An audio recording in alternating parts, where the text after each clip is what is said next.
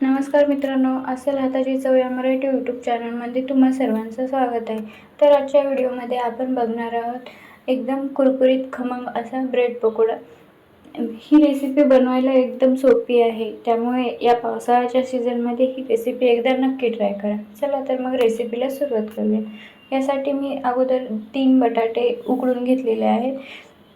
आता एका बाउलमध्ये हे बटाटे मॅश करून घ्यायचे। तुम्ही मॅशरने मॅश करा किंवा हाताने मॅश करा। इथे मी हाताने बारीक करून घेतलेले आहेत, एकदम सॉफ्ट असे होतात, त्यामुळे हाताने केले तरीही चालते।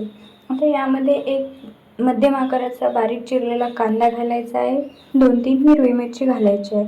हिरवी मिरची इथे मी बारीक चिरून घेतलेली आहे, तुम्ही पेस्ट करूनही टाकू शकता। 4-5 लसणाच्या पाकळ्या ठेचून घालायच्या आहेत।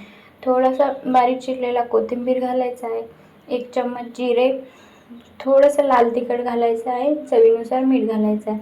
लाल तिखट तुम्ही स्किप करू शकता, कारण की तुम्ही हिरवी मिरची घातलेली आहे। थोडीशी हळद आणि 1 चम्मच ओवा हातावर कुस्करून घालायचा आहे।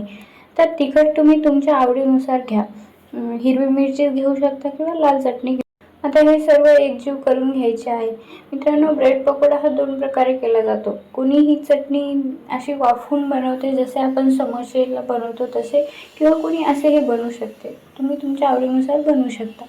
आता यासाठी लागणारे बॅटर करायचे आहे। यासाठी मी एका बाउलमध्ये 1 वाटी बेसन पीठ घेतलेलं आहे। त्यामध्ये अर्धा चम्मच लाल तिखट, थोडीशी हळद, चवीनुसार मीठ घातलेलं आहे, 1 चम्मच जिरे, 1 चम्मच ओवा घातलेला आहे। आता हे बॅटर तुम्ही 1 वाटी घ्या, बेसन घ्या किंवा जास्त घ्या, ते तुम्हाला लागते तसं घेऊ शकता। थोडासा लसूण घालायचा आहे, लसूण नाही घातला तरी चालते, पण लसणाने छान चव येते, त्यामुळे लसूण थोडासा घाला। बारीक चिरलेली कोथिंबीर घालायची आहे आणि थोडे थोडे करून पाणी घालायचे। पाणी थोडे थोडे करूनच घाला, म्हणजे एकदम जास्त पातळही नको आहे आपल्याला, जेवढं लागते तेवढंच करायचं आहे, त्यामुळे पाणी थोडे थोडे घाला। बघू शकता एवढं पातळ मी करून घेतलेलं आहे।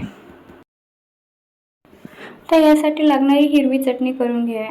यासाठी 7-8 पुदिन्याचे पाने, थोडासा कोथिंबीर, 3 हिरव्या मिरच्या, 4-5 लसणाच्या पाकळ्या आणि 2 इंच अद्रक घातलेली आहे। चवीनुसार मीठ घातले, थोडंसं पाणी घालून ही मिक्सरला बारीक करून घेतलेली आहे। आता ही हिरवी चटणी कोणी जास्त जाडसर करतं किंवा कोणी खूपच पातळसर करतं, ते तुम्ही तुमच्या आवडीनुसार करू शकता। आता इथे मी ब्रेड घेतलेले आहेत। ब्रेडला एक साईडला हिरवी चटणी लावायची आहे आणि एक साईडला टोमॅटो सॉस लावायचा आहे, व त्यावर आपले जे आलूचे बॅटर तयार केले ते बॅटर घालायचं आहे। तुम्हाला टोमॅटो सॉस आवडत नसेल तर तेही तुम्ही लावायची गरज नाही, आणि तुम्हाला चटणीही आवडत नसेल तर तेही तुम्ही नाही लावली तरी चालेल, नुसतं बॅटरही लावलं तरीही चालेल, छान लागतं। ते आपल्या आवडीनुसार घ्यायचं आहे।